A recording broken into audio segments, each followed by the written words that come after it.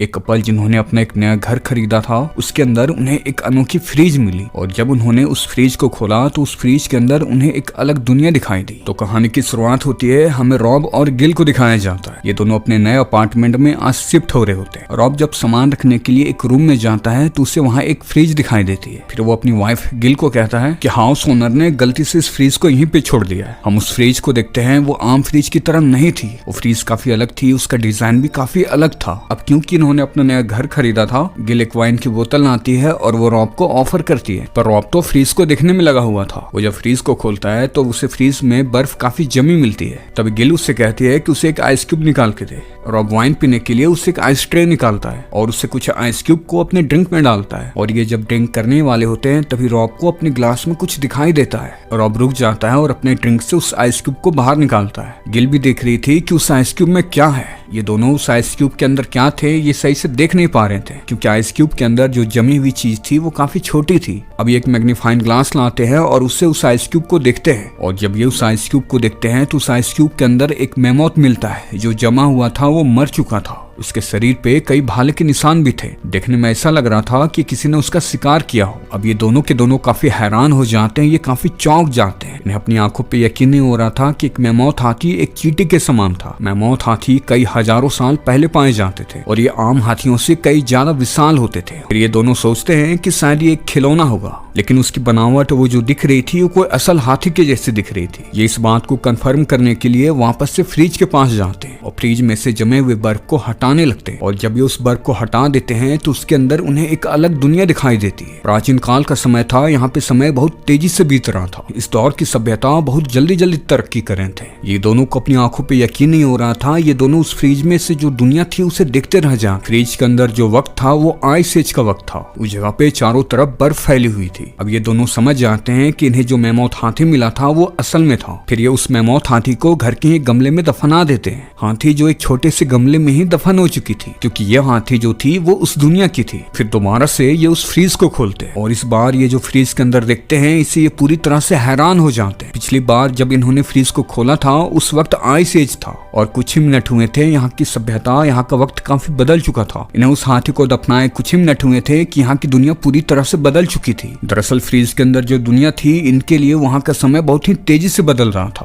और ये वक्त होता है 19वीं सेंचुरी का। इंडस्ट्रीज का दौर था। चारों तरफ हम देखते हैं कंस्ट्रक्शन अपने पीक पे था। ऊंची ऊंची बिल्डिंग्स बहुत ही तेजी से बन रही थी। फैक्ट्रीज बनते ही जा रहे थे। गिल रॉब से कहती है कि अंदर की दुनिया हमारी दुनिया से काफी तेजी से बीत रही है। रॉब कहता है कि लगता है हमने बहुत कुछ मिस भी कर दिया है, क्योंकि रॉब आइस एज के वक्त के बाद जो दुनिया होती है उसे देखना चाह रहा था। अब देखते ही देखते फ्रीज के अंदर की जो दुनिया का टाइम होता है वो हमारी दुनिया जितना हो जाता है। आज हमारी दुनिया में जो समय चल रहा होता है, फ्रीज के अंदर भी वही समय चल रहा था। ये देख रहे होते हैं कि लोग काफी तरक्की कर चुके होते हैं। लोगों के हाथ में फोन्स होते हैं, गाड़ी बन चुकी थी, एरोप्लेन्स बन चुके थे। लोगों के पास तो अब हर तरह की सुविधा थी। दोनों के दोनों काफी एक्साइटेड थे, क्योंकि वहाँ की दुनिया हमारी दुनिया जैसी दिख रही थी। ये देखते हैं कि आज हमने जो जो डेवलप किया है वहाँ की दुनिया में वो सब डेवलप कर चुके थे। ये अंदर देख रहे होते हैं तो इन्हें पता नहीं होता है कि वहाँ की दुनिया में एक वार छिड़ चुकी थी और तभी वहाँ पे एक बहुत ही बड़ा विस्फोट होता है और रॉब उस रोशनी को देख नहीं पाता है, वो पीछे हट जाता है। दरअसल ये उस दुनिया में एक न्यूक्लियर अटैक था। रॉब का हम चेहरा देखते हैं जो पूरी तरह से लाल हो चुका था। ये फ्रीज के अंदर देखते हैं जहाँ पे एक न्यूक्लियर वार छिड़ चुकी होती है। क्योंकि फ्रीज के अंदर न्यूक्लियर वार हो रही थी, इसलिए फ्रीज को बंद कर देते हैं।